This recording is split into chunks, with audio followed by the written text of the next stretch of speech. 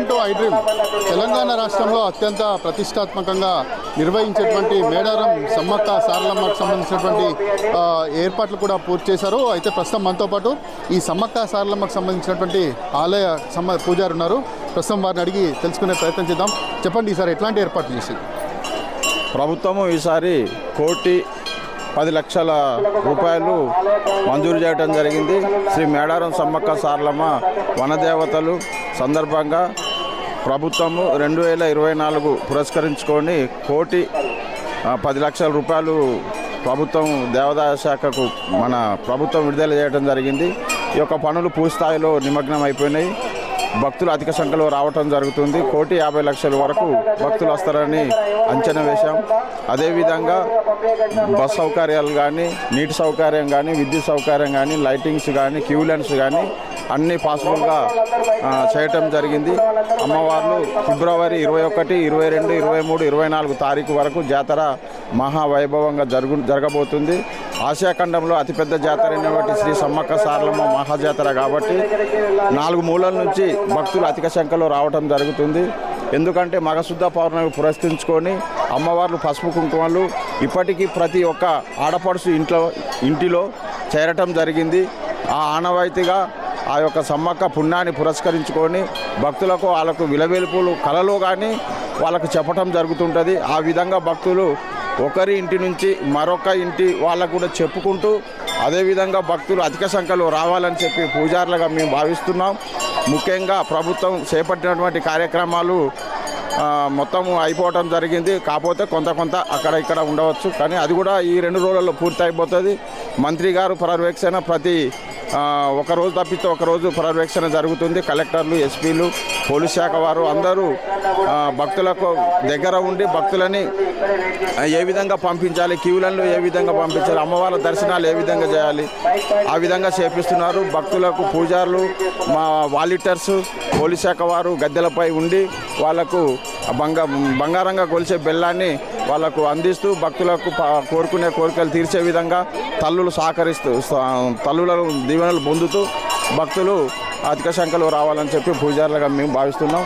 ఇంకా రాబోయే కాలంలో కూడా ఇంకా ఎక్కువ సదుపాయాలు కల్పించి ఇంకా భక్తులకు మెరుగైనటువంటి వసతులు కల్పించి చాలా మంచిగా చేయాలని చెప్పి మా పూజారుల యొక్క కోరిక. అంటే ప్రతి సంవత్సరం అంటే వెనుకట అంటే ఒక 2 సంవత్సరాలకు ఒకసారి జరిగేది కనుక అప్పుడప్పుడు వస్తూ ఉండే. ఇటీవల కాలంలో విపరీతంగా అంటే ఇప్పుడు జాతర సమయంలో కాకుండా మిగతా సమయాల్లో కూడా ఇక్కడికి భక్తులు అధిక సంఖ్యలో ఇచ్చేస్తున్నారు. అంటే ప్రతి సంవత్సరం కూడా తాత్కాలిక ఏర్పాట్లు చేస్తూ ఉన్నారు. పూర్తి స్థాయిలో ఎందుకు అధికారులు ఏర్పాట్లు చేయట్లేదు? పూర్తి స్థాయిలో ఏర్పాట్లు చేయాలని మీ పూజారుల సంఘం తరఫున మీరేం చెప్పదలుచుకున్నారు ప్రభుత్వానికి? ముఖ్యంగా మేము కోరేది ఏంటంటే మా తాతల ముత్తాతల హయాంలో మొత్తం పరివారం మొత్తం అడవి ఉండే. ఆ అడవి వల్ల ఎడ్ల బండ్లలో వచ్చేది భక్తులు. ఇప్పుడంతా సొంత వాహనాలు, ప్రైవేట్ వాహనాలు కిరాయి తీసుకొని రావటం జరుగుతుంది. కాబట్టి ఇంకా ముందస్తు ప్రణాళికబద్ధంగా మేము పూజారులుగా కోరేది ఏంటంటే ఏ ప్రభుత్వం వచ్చినప్పటికైనా భక్తులకు అనుకున్నటువంటి సదుపాయాలు కలిగితే వాళ్ళు ఇంకా అధిక సంఖ్యలో వచ్చి వాళ్ళకు హాల్ట్గా ఉండటానికి, స్వేచ్ఛగా తిరగటానికి మంచిగా ఉంటుంది. కాబట్టి అట్లాంటివన్నీ దృష్టి పెట్టి చేయాలి ప్రభుత్వం ప్లస్ అధికారులు అందరూ చొరవ తీసుకొని మంచిగా చేయాలని చెప్పి మేము కోరుకుంటున్నాం.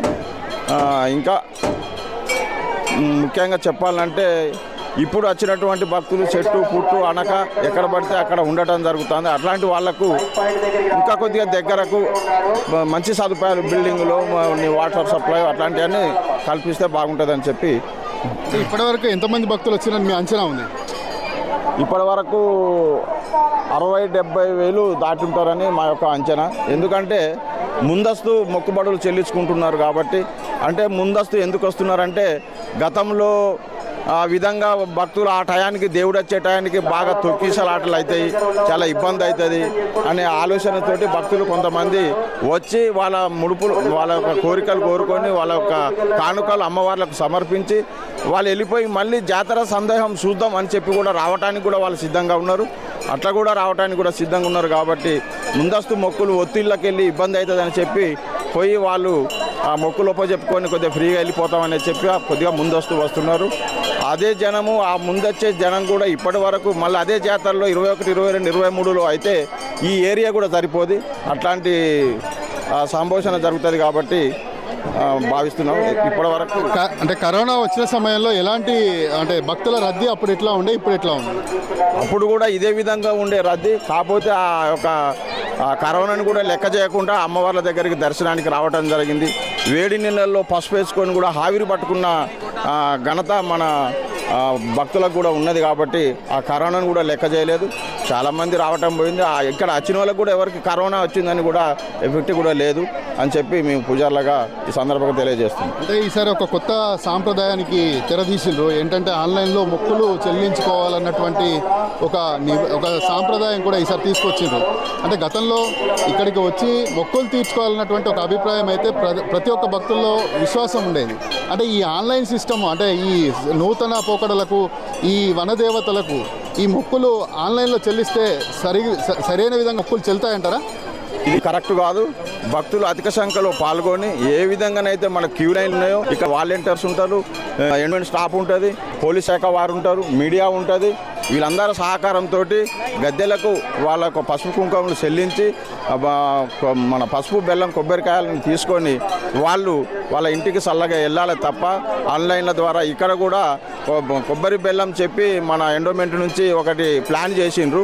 అక్కడ నుంచి బెల్లం వచ్చేసి కొబ్బరికాయ వచ్చేసి గద్దెల మీద పడతాయంటే అది మా సాంప్రదాయం కాదు, ఆదివాసుల సాంప్రదాయం అది కానే కాదు. దాన్ని మేము తిరస్కరించినాం పూజారులుగా. ఎందుకంటే ఇక్కడికి వాళ్ళు రావాలి, వాళ్ళ గద్దెలు టచ్ చేసుకోవాలి, ఆ యొక్క ప్రాంగణంలో భక్తులు తిరగాలి, వెళ్ళిపోవాలి. వాళ్ళ పీడలు కానీ పిశాసాలు కానీ ఏదైనా మంత్రం తంత్రం అలాంటివి ఏమైనా ఉన్నా కానీ తొలగిపోవాలనేదే వాళ్ళ ఆకాంక్ష. మళ్ళీ వాళ్ళ కోరికలు ఏమైనా ఉంటే జాబులే కానీ పిల్లలే కానీ అట్లాంటి కోరికలు తీర్చే తల్లులుగా ఈరోజు యావత్ భారతదేశం మొత్తానికి చూసుకుంటే ఆసియా ఖండంలో అతిపెద్ద జాతరగా ఆదివాసి జాతరగా ఉన్నటువంటి శ్రీ సమ్మక్క సారలమ్మలు వాళ్ళకి ఆ విధంగా ఉంటాయి కాబట్టి అలాంటివన్నీ ఉండొద్దని చెప్పి మేము తిరస్కరించినాం. పూజారులకు కూడా ఖండిస్తున్నాం.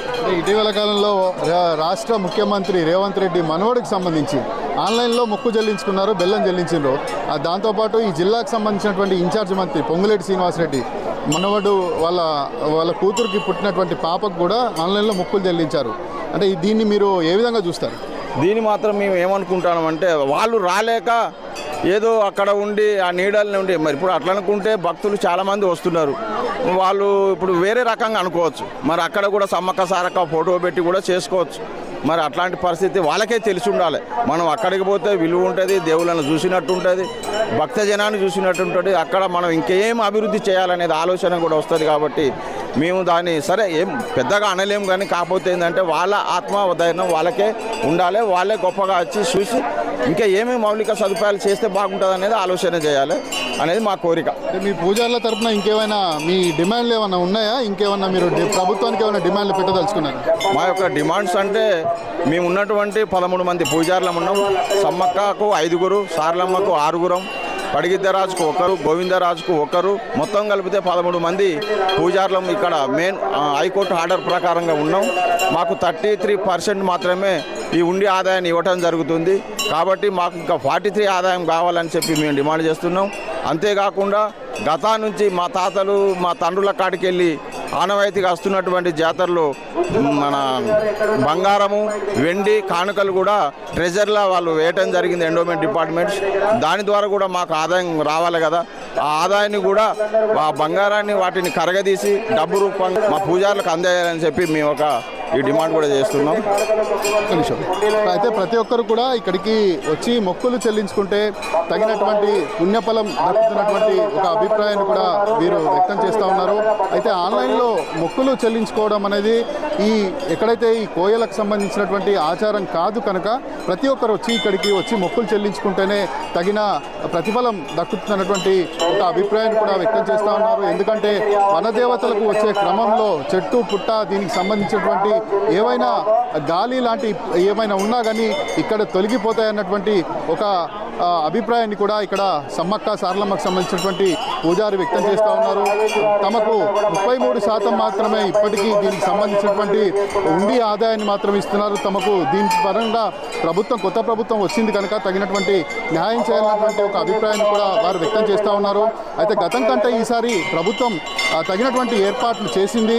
ప్రతి ఒక్కరు వచ్చి సమ్మక్క సారలమ్మను దర్శించుకుంటే మంచి జరుగుతున్నటువంటి ఒక అభిప్రాయాన్ని అయితే సమ్మక్క సారలమ్మకు సంబంధించినటువంటి పూజారి వ్యక్తం చేస్తూ ఉన్నారు. శ్రవణ్, IDM న్యూస్, సమ్మక్క సారక్క, మేడారం నుంచి.